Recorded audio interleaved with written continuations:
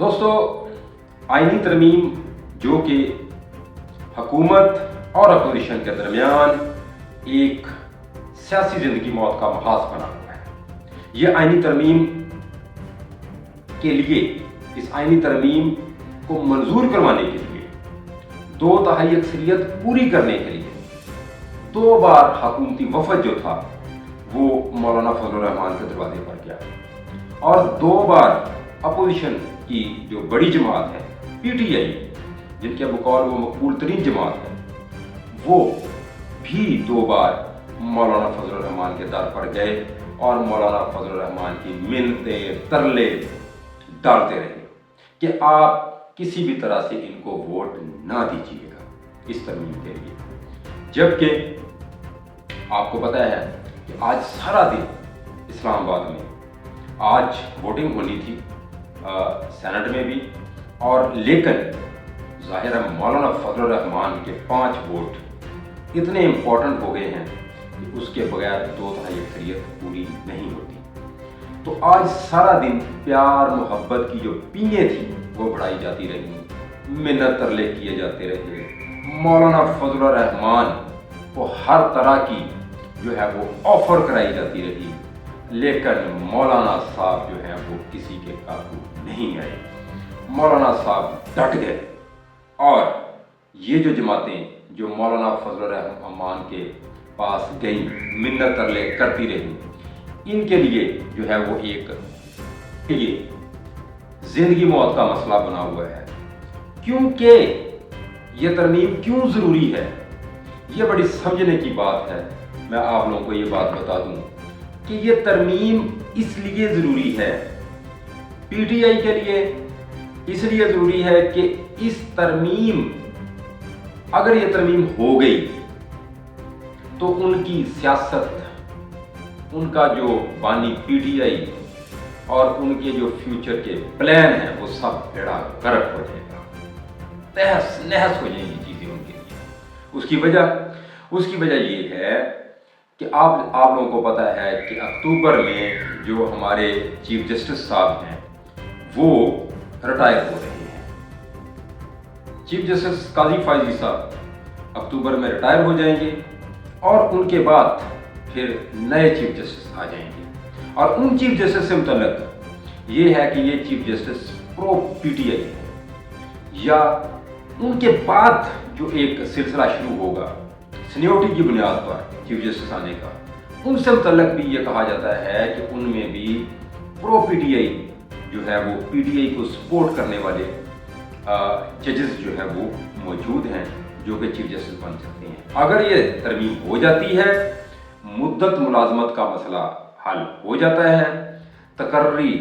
का बाकायदा एक प्रोसेस आ जाता है जिस तरह से आर्मी में है, तो फिर ये होगा कि 5 जजेस में से किसी को भी चीफ जस्टिस तैनात किया जाएगा। और काजी फायजी साहब जो हैं इस वक्त, इनको भी मज़ीद जो है वो 2-3 साल मिल जाएंगे, जिसकी वजह से PTI जो है उनका तो फिर बिल्कुल सफाया हो जाएगा सियासी तौर पर, क्योंकि उनकी सबसे जो वो तोते में जो एक जान फंसी हुई है वो है उनके बानी PTI जो कि अडयाला जेल में है और जिनको अनकरीब सख्त तरीन एक मिलिट्री ट्रायल जो है उसका सामना करना पड़ेगा और अनकरीब उनका ट्रायल शुरू होने वाला है। तो इस वजह से PTI के लिए ये बहुत ज़रूरी है। उनके जो केसेस हैं, बाकी चीज़ें जो हैं, उनके लिए तो ये तरमीम जो है वो एक सियासी मौत है अगर हो जाती है। इसलिए आप लोगों ने देखा होगा आज उनके मुंह लटके हुए थे, कभी वो इधर जा रहे हैं कभी इधर, जबकि हुकूमत के लिए भी बहुत ज़रूरी है। हुकूमत के लिए इसलिए ज़रूरी है कि अगर जो है वो PTI को सपोर्ट मिल गई अदलिया की जानब से, जैसा कि पहले भी कहा जाता था कि जो है वो प्रो PTI अदलिया है, इल्ज़ाम कह लें आप या इसको हकीकत कह लें,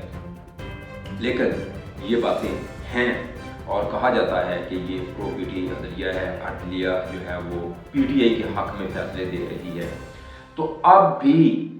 अगर ये तरमीम नहीं होती तो हुकूमत के लिए सबसे बड़ी प्रॉब्लम ये होगी कि चीफ जस्टिस जाएंगे, उसके बाद इनको भी अपना बोरिया बिस्तर जो है वो गोल करना पड़ेगा اور آپ کو پتہ ہے جو ایک پٹیشن جو ہے ان کی الیکشن سے متعلق الیکشن میں دھاندلی ہوئی ہے اور یہ ہوا ہے وہ ہوا ہے، فارم 47 کا جو ایک ڈرامے بازی کی جاتی ہے. لیکن آپ کو پتہ ہے جب اس طرح کے سیاسی فیصلے ہوتے ہیں پھر وہ بے شک ڈرامے بازی ہو، حقیقت ہو یا جو بھی ہو، اس کو پھر حقیقت بنا دیا جاتا ہے. جیسے پہلے بنایا جاتا ہے ثاقب السار کی عدالت بناتی رہی، جسٹس کھوسا کی عدالت بناتی رہی ہے، طاق بندیال کے آپ فیصلے دیکھنے کہ من گھڑت اور بے فضول اور بے تکے جو فیصلے دیے گئے جس نے عدلیہ کے وقار کو پوری دنیا میں مجروح کیا، وہ فیصلے آپ لوگوں کے سامنے ہیں. تو اسی طرح سے اگر یہ سلسلہ ایک شروع ہو گیا تو پھر معاملہ بڑا خراب ہو جائے گا. لیکن اصل میں اگر دیکھا جائے تو یہ جو ترمیم ہونے جا رہی ہے، ایک تو آئینی عدالتوں سے متعلق ہے، آئینی عدالتیں الگ ہو جائیں گی، اور دوسرا چیف جسٹس جو ہے ججز کی تقرریوں سے متعلق جو اگر یہ ترمیم ہو جاتی تو یہ بہت زبردست ترمیم ہے جو کہ ملک و قوم کے لیے بہت بہتر ہے، ملک و قوم کے مستقبل کے لیے بہت بہتر ہے، سیاست کے لیے بہت بہتر ہے، آپ کی معاشی اکانومی جو ہے اس کی ڈیولپمنٹ کے لیے بہت بہتر ہے. لیکن اگر وقت دیکھا جائے یہ ترمیم کا جو وقت ہے، اس وقت جو ٹائمنگ ہے، وہ ٹائمنگ جو ہے وہ تھوڑی سی کچھ اس طرح سے ہے کہ وہ کسی کے ایک کے حق میں جا رہی ہے، ایک کے فائدے میں جا رہی ہے. اب دیکھو یہ کس کے فائدے میں جاتی ہے اور کس کے حق میں جاتی ہے. جو کہ مجھے نظر آ رہا ہے کل تک تو مولانا فضل الرحمان صاحب بڑے جو ہے وہ ان کو یہ بھی خبریں ہیں کہ ان کو ایک بیرونی دوست ملک جو ہے ان کی کسی خاص شخصیت سے بات کروائی گئی یا اثر و رسوخ استعمال کیا گیا، تو انہوں نے وہاں پر تو چپ چاپ جو ہے وہ بات سنی اور ہاں بھی کر دی. لیکن اب جو ہے وہ حکومت کو آنکھیں دکھا رہے ہیں اور وہ کہہ رہے ہیں کہ آپ مجھے پریشرائز کروا رہے ہیں. تو اس طرح سے میں تو نہیں یہ کر سکتا. مدت ملازمت والی جو بات ہے نا، وہ کہتے ہیں اس میں نہیں آ سکتا. باقی جو ہے وہ آئینی عدالتوں سے متعلق یا دوسرے معاملات ان کو میں دیکھ سکتا ہوں. یہ جو خبریں آج چلتی رہی ہیں میں وہ آپ لوگوں کے سامنے پیش کر رہا ہوں. لیکن مولانا فضل الرحمان کی ملاقات اب ہونی ہے میاں نواز شریف کے ساتھ. آپ کو پتہ ہے کہ شہباز شریف مل چکے ہیں اور باقی جو حکومتی قیادت ہے وہ مل چکی ہے. لیکن اب میاں نواز شریف ایک ایسی پرسنالٹی ہے، شخصیت ہے جو کہ آپ کو پتہ ہے کہ کنگ میکر بھی ہیں، اور اس سسٹم کو پوری طرح سے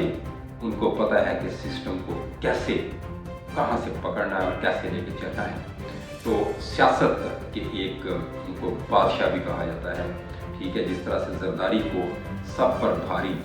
کہا جاتا تو اس طرح میاں نواز شریف ایک بہت بڑے پاکستان کے لیڈر ہیں. اب وہ جائیں گے مولانا فضل الرحمان کے پاس، تو مولانا فضل الرحمان جو قوی مکان ہے، قوی ترین مکان یہی ہے کہ مولانا فضل الرحمان ان کی بات کبھی بھی نہیں موڑیں گے اور ان کی جو ہے وہ بات کا لاج رکھیں گے. اور اس ترمیم کی بڑا امکان ہے کہ وہ اس میں جو حکومت ہے ان کا ساتھ دیں گے. کچھ لوگ کچھ دو کی بات یہ الگ باتیں ہیں، لیکن فی الحال آئینی ترمیم ملک و قوم کے لیے ایک بہت مسئلہ بنا ہوا ہے اور ملک و قوم کے فائدے کے لیے بہت ضروری ہے کہ آئینی ترمیم کی جائے. اور اب دیکھتے ہیں کہ کل جو ہے وہ منڈے کو قومی اسمبلی کا اجلاس ہونا ہے، دوبارہ 12:30 بجے اجلاس ہوگا اور اس کے بعد سینٹ کا اجلاس ہوگا. اب کل پہ ساری بات چلے گئی ہے جو کہ آج ہونی تھی وہ اب کل ہونی ہے. تو دیکھتے ہیں کیا ہوتا ہے. اللہ حافظ.